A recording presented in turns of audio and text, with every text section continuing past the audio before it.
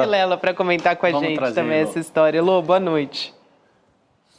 Boa noite, pessoal. Pois é, olha, acho que depois daquele discurso da Vitória, todo cheio de referências à Constituição, a Ulisses Guimarães, foi o que eu disse na segunda-feira, Ulisses Guimarães deve ter se revirado na cova que nem um louco, porque ele usou Ulisses para dizer que as emendas parlamentares têm que ser defendidas, mais ou menos isso, que elas consagram a realização máxima do que é a Constituição, porque ela evita presidencialismos absolutistas. O Hugo Motta está defendendo, na verdade, o parlamentarismo. Ele deixou isso muito claro hoje, não para agora, mas para a próxima legislatura deve ser algo que ele acredita que deveria ser discutido e votado, simplesmente assim. Então, nessa disputa de poder entre o legislativo e o legislativo que já avançou sobre o orçamento da União e já pratica um parlamentarismo orçamentário, que agora levar as vias de fato e realmente criar o parlamentarismo no Brasil. Então, eu acho que o Hugo Motta, que terminou o discurso dele falando ainda estamos aqui, né? O ainda estamos aqui dele deve ser a direita ainda está aqui, não foi embora, né? Só pode ser isso que ele queria dizer, porque o que ele está falando agora, né?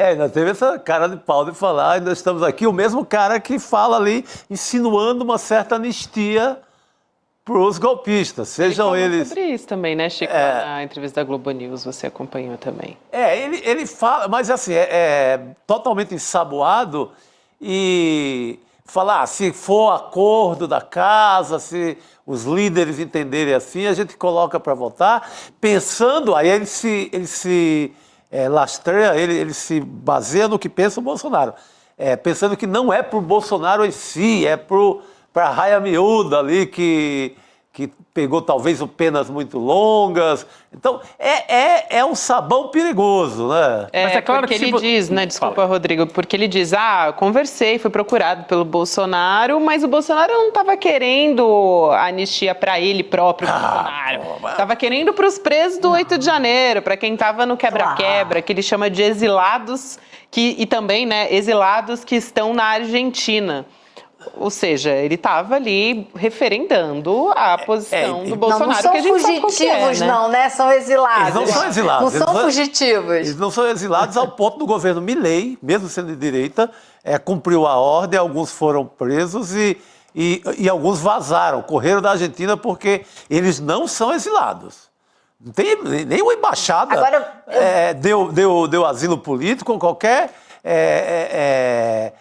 direito a eles se chamarem de exilados. Não, é outra coisa. Elô, já vou passar para... Não, isso é fugitivos da lei, né? Exatamente. O que eu ia dizer que essa malandragem de dizer não é para o Bolsonaro, é para a turma lá da ponta, que está presa, etc.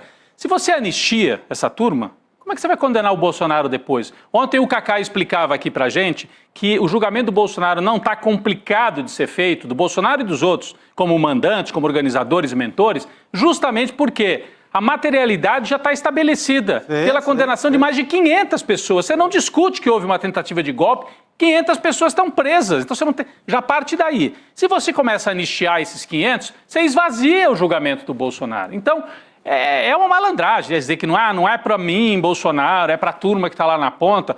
A gente sabe que é para ele. Total, é malandro, né? É malandro. Agora, eu vou dizer para vocês uma coisa, o que a gente não sabe ainda ao certo é aonde está Hugo Motta nessa questão da anistia. Por mais que ele fale meio assim, meio assado, acho que com a eleição que ele teve de 444 votos, ele fica dando aí, fazendo gestos, né, para a direita que o apoiou. Então, a gente não sabe se é algo que ele vai realmente querer levar adiante, uma discussão e uma votação a respeito de um processo de anistia, ou se ele está só fazendo aquele discurso para agradar a turma também, parte da turma que votou nele, porque não foi só a direita, né, o centro e a esquerda também votaram nele, com exceção do PSOL. Sim. Então, ele não sei muito bem como ele vai levar essa dança adiante. Agora, é fato que existe pouca atração no Congresso para votar uma medida como essa, né?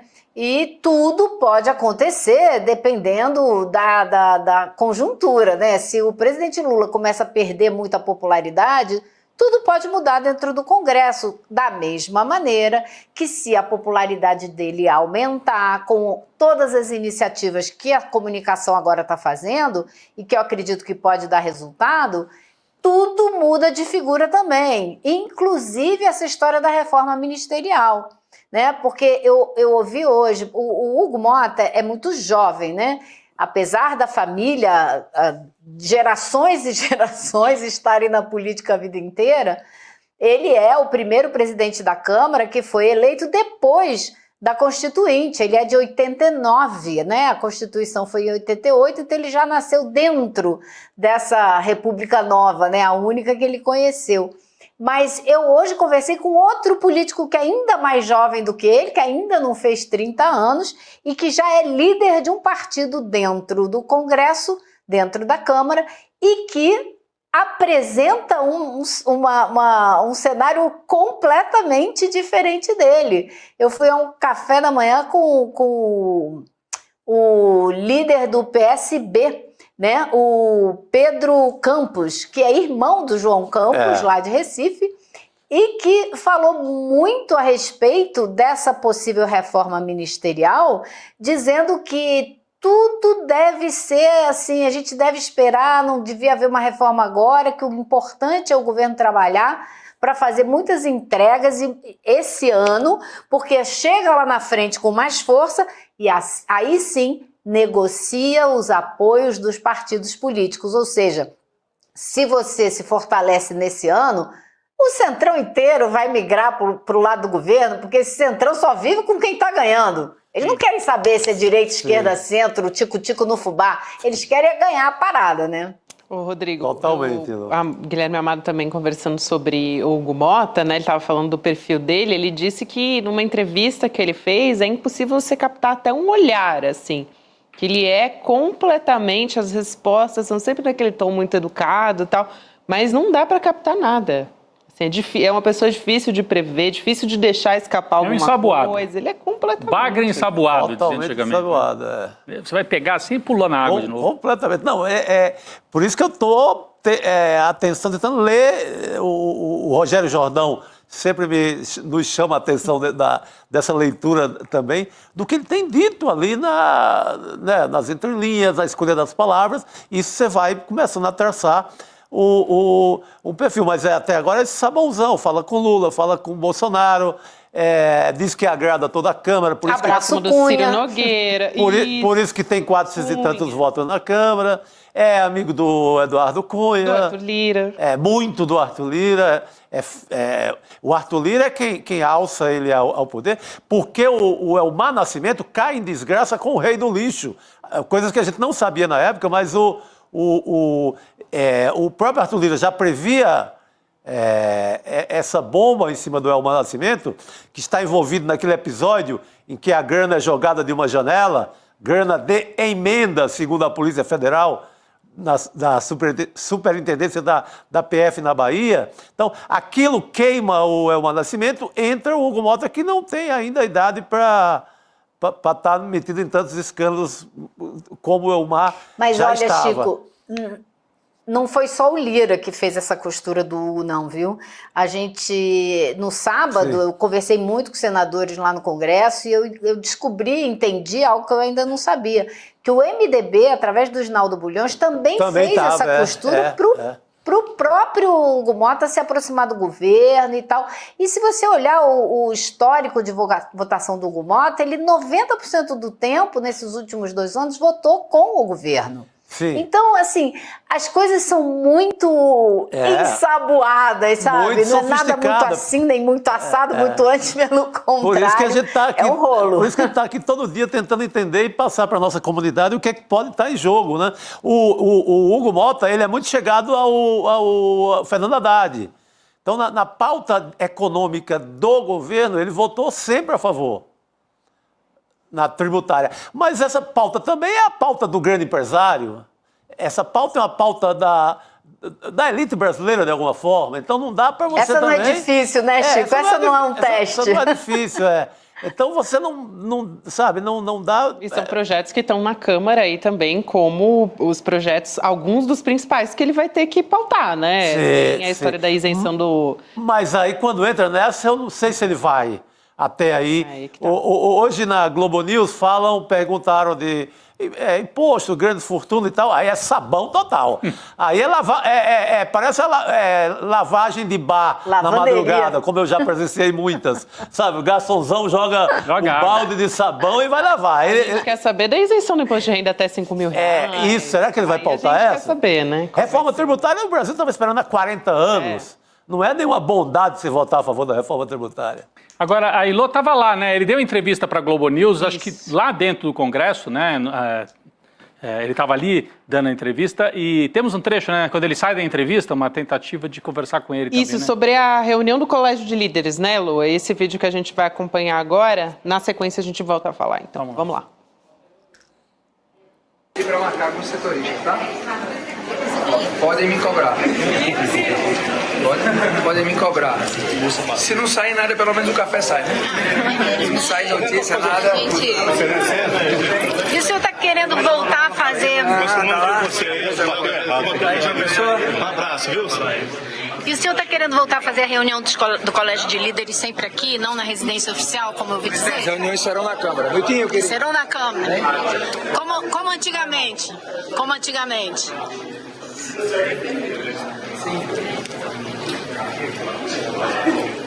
Mais do que a própria resposta dele, o que chama atenção é ele parando ali toda hora para tirar uma foto, né? Faz uma pose ali. Para tirar a foto é rapidão, para responder a Ailô, mas arrancou a informação ali, né, Ailô? Quer dizer, ele vai fazer... Isso é importante, essa mudança, Ailô? Então, por que isso é relevante, né? O Arthur Lira passou a fazer as reuniões do Colégio de Líderes todas na residência oficial, onde ele mora, onde mora o presidente da Câmara, longe do Congresso, longe dos jornalistas, longe de todo mundo. E também controlou quem entrava e quem não entrava, porque muitas vezes o PSOL não foi nem convidado para a reunião do Colégio de Líderes. Então isso era uma reclamação. Eu conversei com o Chico Alencar, o deputado do PSOL, há coisa de um mês atrás, e ele estava falando justamente das situações, das regras que foram subvertidas durante a gestão Arthur Lira. Essa era uma delas. E ele disse para mim, a gente sentava para discutir as coisas no Colégio de Líderes e às vezes a gente até conseguia mudar coisas na base da argumentação e tal. Ele mudou muito isso, fazia lá longe, escondido, e nem chamava todo mundo todo o tempo. Além disso, o Hugo Mota está prometendo antecipar para todos os partidos qual será a pauta de votação, com até 2 semanas de antecedência. Organizar a agenda de forma que as pessoas saibam o que vai acontecer e reduzir ao máximo as votações em regime de urgência, porque foi o que o Arthur Lira fez seguidamente. Era outra reclamação da turma do PSOL especialmente. Então, é importante mais do que nada como um símbolo, que as coisas serão feitas dentro do Congresso e não lá na casa do presidente do Congresso, sabe? Aquela atitude de imperador, né? Ele diz que vai acabar com isso, vamos ver. É isso que eu ia falar, uma atitude meio imperial, né, do Lira, né? Totalmente. Não, eu sou o dono, é na minha casa, né? Não é uma coisa, não é algo republicano, né? Todas as forças políticas no ambiente institucional, né? Você tira do ambiente institucional e leva quase que para casa grande, uma coisa de casa grande. Fica mais perigoso. Quem está acompanhando diz que ele tem esse perfil mais conciliador, assim. O Arthur Lira não, ele já é bastante o Arthur Lira fazia aquelas emboscadas. Isso. À meia-noite jogavam uma pauta bomba para se decidir. Ele propôs várias emboscadas para o governo, inclusive o marco temporal. E fica mais fácil assim, né? Nesse contexto. Em plena madrugada joga um tema lá e o governo que se vire.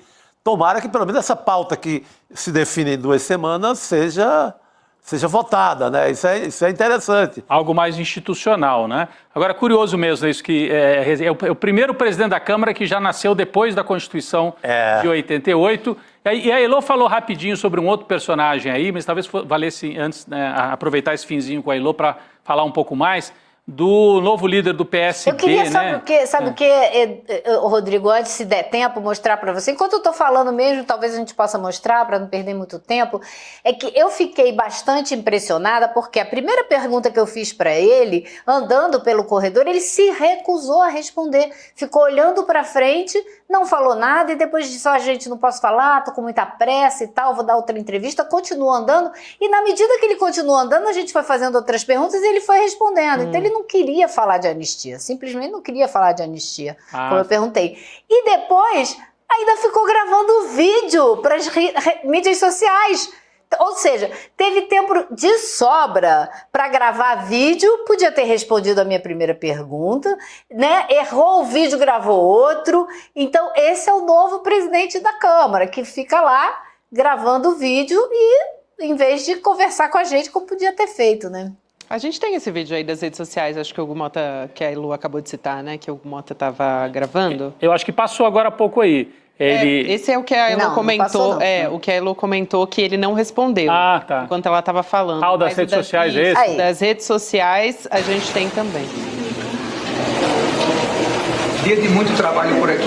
Além da nossa agenda normal, estou conversando com a imprensa. Acabei de falar ao vivo com a Globo News. Tem que fazer de novo. Isso. Tem que fazer de novo, ele diz, Elô. Não deu certo. Ou seja, é outro estilo, né?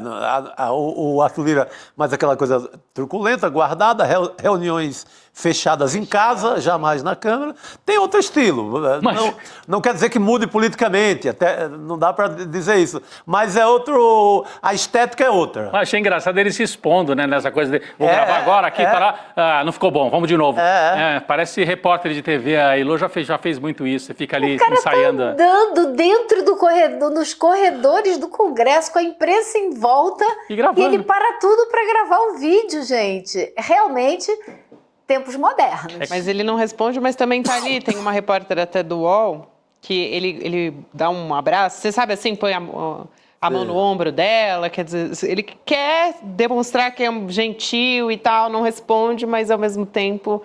Ele quer demonstrar o muito gentil. É muito diferente do Arthur Lira. Mas usa os jornalistas e a própria instituição ali da Câmara quase como se fosse um estúdio, né? Estúdio de produção de vídeos dele mesmo, né? Ele está ali produzindo vídeo para ele. Mostrando ali, olha como eu estou assediado pela imprensa. Estou assediado, estou recebendo a imprensa, mas responde o que ele quer, claro. É isso.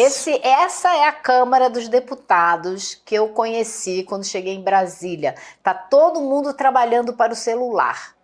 Os discursos são feitos para o celular, as brigas são incitadas para pegar a imagem para o celular, e está lá o presidente da Câmara agora, chegamos ao ponto máximo. O presidente da Câmara para tudo para gravar vídeo enquanto está andando. Podia rodar de novo. Podia rodar de novo, que eu acho legal esse trecho. Né? Vou mesmo. Exemplo, vamos rodar de novo esse trecho? Tem uma segunda vez que ele fez.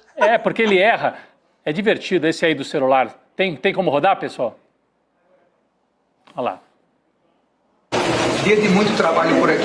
Além da nossa agenda normal, estou conversando com a imprensa. Acabei de falar ao vivo com a Globo News. Tem que fazer de novo. Isso. Tem que fazer de novo. Não deu certo. E ali ao fundo, Elô, eu reconheci um ex-repórter da Folha, o Leandro Collum, que agora é um dos assessores dele aí na área de marketing. Ali, ó, aquele de braço cruzado andando ali, ó. É o homem da comunicação, dizem, um dos contratados ali pela presidência da Câmara para assessorar nesse tipo de coisa aí, desse jeitão aí do presidente TikToker. Que beleza, hein? Que beleza! Vamos continuar acompanhando.